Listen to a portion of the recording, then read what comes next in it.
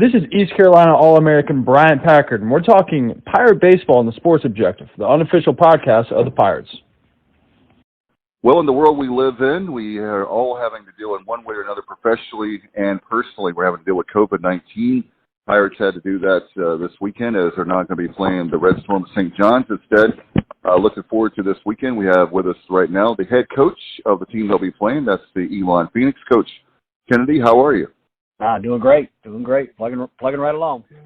You know, Coach, it was funny. A few weeks ago, we had talking to some folks and Pirate fans, and they said, we're really disappointed Elon is not on the schedule. Well, they got their wish. The Pirates are playing Elon this week. Always, we think the world of you. Thank you for all the full access you give to the show, of your program to us. And I know Pirate fans are going to be excited about playing Elon this weekend.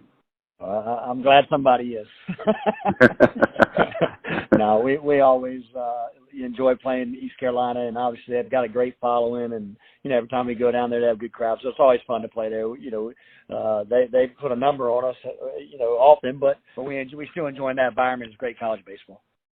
No doubt, and with we always have you on our D-Win preview each year, and with the state of being a baseball in North Carolina is so rich, so great. Talk about your program and catch us up to speed since we had you on the D1 preview. How have things been with Elon? Yeah, we're trying to get through the challenges of COVID. Obviously, we've had some setbacks. Lost a few weekends, lost a couple midweeks, and we're just trying to piece it all together and keep going. As far as our club's concerned, and we've lost our Friday night guy to an injury, and so that kind of sets you back right out of the gate, and you're trying to piece it together and figure out who's going where, and what's the best role for other guys to step in and play at that point in time. So we're still trying to figure that part out, but we're making some progress. We're a very young club. I don't know if you've looked at that at all, but we're playing young guys all over the place. There's times where we have 7 freshmen out on the field and wow, in our lineup playing every day. And we just looked back at a weekend 2 weeks ago, and we threw 29 innings, I believe, 27 innings that weekend, and 25 of those were by freshmen. So we're extremely young. We like our talent, but we're young, and we've got, how that is. I've had this old saying that freshmen are just good enough to get you beat. So I can't wait till they're sophomores. No doubt, Coach. One of the things I know about your program is you've had a great run there at Elon. Is your recruiting has been outstanding. You have to have players. So I know now with those guys, they have to get experience, and obviously a lot of great, as we talk about all the time, a lot of great baseball in North Carolina. How has that been with recruiting-wise, since we're on that topic, for Elon? Yeah, again, we're playing these young guys for a reason. We're not trying to lose games, and we feel like they're very talented, and there's a lot of ability there. So we feel like that part has gone extremely well. The kids we brought in and felt like could contribute are going to do that, and they've earned the right to get out there and do that. So we feel really good about where that is. The 21 class, 22 class, those things are all come together. It's a challenge because you just don't know your roster with all that's going on. And, right. Every player getting an additional year and, that last year. And so it's a mumble-jumbled mess with rosters, but we'll figure through that and work through it. But recruiting's going well. We've got a pretty good footprint, in the Northeast, and I've been able to do some good things up there. And so we like where we're at. We just got to get these young guys going and get some games under their belt. No doubt. One of the things I was going to ask you that leads me into my next question beautifully is that very thing of the challenge of not only COVID-19, but having guys that have been on your roster, and then you have a situation where, oh, yeah, by the way, Coach, not only are you having to deal with COVID-19, now you're having to deal with guys, which in some respects is good. They can come back, but then I know it creates a challenge of the guys that are coming in as an incoming freshman, right? Yeah, it really does. And then there's there's some log jams in there, and then you're trying to play the best guys and trying to keep guys on the same page and aggressive and active in all that we do. And sometimes, that doesn't always work out. So it's a challenge balancing everything out. But that's COVID, and that's what we're dealing with. But our guys have been great, and I'm very pleased with where they all are. Even our older guys, in a situation where maybe a young guy's come in and gotten some innings over those guys. They've been great. They're continuing to work. So I think the culture is in a great place, and we'll be better for them. No doubt about it, Coach. I know one of the things, speaking of COVID, and then I promise we'll talk about some baseball. as far as I read an email today from your SID, the fact that looks like as far as attendance is concerned, it's going to be limited to, I guess, students and I guess the parents, the families of the players. Yeah, that's correct. That's an initiative that's out of my control. I wish we Right. could let everybody in, especially, I mentioned earlier, East Carolina travels so well and they're loud and, they're great. It's great to have fans, and unfortunately we won't have that, inside the stadium anyway. I'm sure they'll pack around the gate and do the best they can, but, we don't make those choices, and we understand them, and, maybe we can get back to some normal stuff here before too long. So let's talk normal stuff. Baseball, one of my favorite sports, obviously, and let's talk about your lineup. Let's start, I guess, with the pitching. I know you said your Friday night guy is out, but talk about the other starters and then the relievers as well.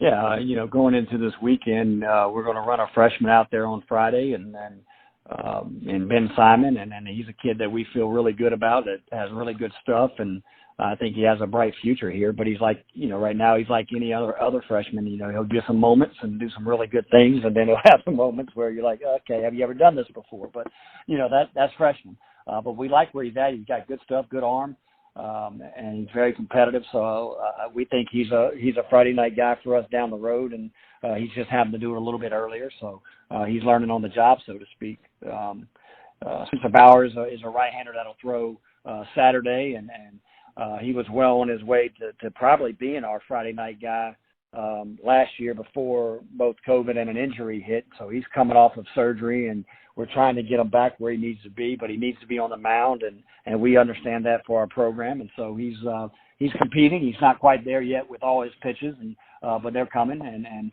we think he's going to be a guy that probably is going to pitch at the next level and have a bright future, moving forward. So those two guys are both very capable of pitching on the weekend, and with the stuff to be successful. So a couple other guys that have done some good things for us. We've had a freshman in Ben Saraki throw well. We've had a freshman in Trevor Kirk who's thrown well, done some really good things. Joe Savino, we feel like, is going to be a big-time arm for us.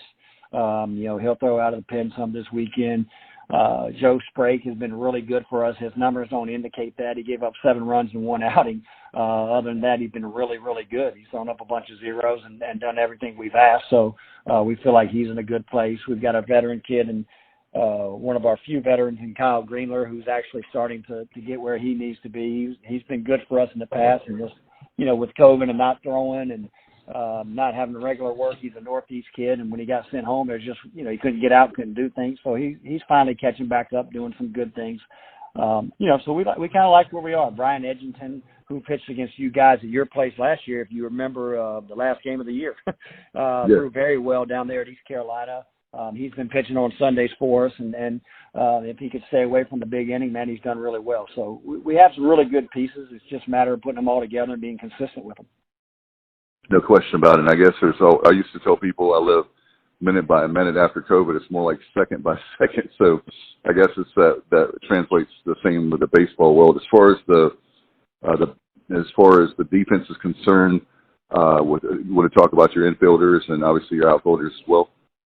Yeah, sure. Our starter at short coming into the season, Adam Sperlin, has been dealing with a wrist injury, so he's been in and out and hadn't played near as much as we thought. I think he's got 4 starts right now. So, we've had a freshman try to step in, and Carlos Marte for him, who's done some good things. But, again, he's a freshman, and he needs some work. He needs some time. So trying to balance that out, in the middle is very, very important. And, that's been a little bit of an inconsistency for us. But we got 2 guys who are very capable, and it's just a matter of figuring that out and moving forward. If Adam's going to be healthy enough, he gives us more range. He covers more ground for us, and gives us that senior leadership. So we'd love to be able to get him back out there more. Stonehouse at third base has been very good for us. He's a 5th-year senior guy. Now, he's probably not your typical 5th-year guy in that last year, we only played 16 games with COVID, and then the year before he only played 14 due to a knee injury. So he doesn't have quite the time, but he's got the experience. He's been around. He knows the program, and so he's doing a solid job over there for us. And then, we've got a first baseman, a freshman playing first base that we really like, in Cole Reynolds, and think that he's going to be a big-time guy for us. And I don't know that he'll play tonight or Friday night or Saturday. He's dealing with a little bit of an injury, and we're trying to probably keep him ready for our opening weekend of conference play next weekend. So he may get some at bats. I doubt he'll be in the field. We're trying to work through all that. So, but he's a good one, man. He's going to be a good player for us. Second base right now. Jared Pico has been playing that position for us, done a solid job for us defensively. We may do some things a little different versus a left-hander and get a right-hander in there to create a little bit of an option. But we've been okay. We haven't been as solid there as we had liked and as we felt we were coming out. But I think a lot of that has to do with Adam going down and being hurt and moving some pieces around. And Coach, before the man on the street, I've been asked this question several times in the last day since we found out about the game. Why is it 2 games instead of 3 for the weekend? Is that for both programs with dealing with play next week? Yeah, well, when we were originally, Cliff called me. He saw that we were open, and he called me and said he was okay with playing with 2. And I said, good. I don't want to play you any more than that. so I was perfectly fine with that. But no, I think it's a combination of things. The sudden change and them coming on the road and working that out to where they could get up here, and then the fact that I think there's some weather issues for Sunday anyway. It looks like there could be some rain coming in here. We discussed that and what the best options were, and we settled on 2. And I think, I know they've got a Tuesday game. I think at Chapel Hill or versus Chapel. I'm not sure where that game is. It's in Greenville. In Greenville. So we've got a Tuesday game, and so instead of trying to fight the rain that's possibly coming in and all that stuff, we just said, hey man, let's get 2 games in. Let's both play, and we're just happy to be playing. So. No doubt about it. As far as your offense, the bats are concerned, what are some batters that the fans would like to know about? Yeah, sure. Our best guy right now, Alex Discerni, is having a great year. Man, he's off to a good start. He was hitting over 400, and now he's, I think, somewhere right around 390 or so. So he's doing a good job for us, and hitting some doubles. He got a few home runs, but more walks than strikeouts. Commands the strike zone. Good player, really good player, and plays all over the outfield for us. So he's probably our best guy right now. I mentioned Cole Reynolds, a freshman, left-handed bat. If we can get him in there this weekend, that'd be great for us. He's a big kid, physical kid that can drive some runs in, can drive some balls, do some of that kind of stuff. Willie Havens is slugging at about 800 or so. He's a left-handed hitter. DH have done some really good things for us. I think he's got like 8 hits, and all of them are extra base hits, something along those lines. So there's some pop in that bat, so he's got a chance to do some things.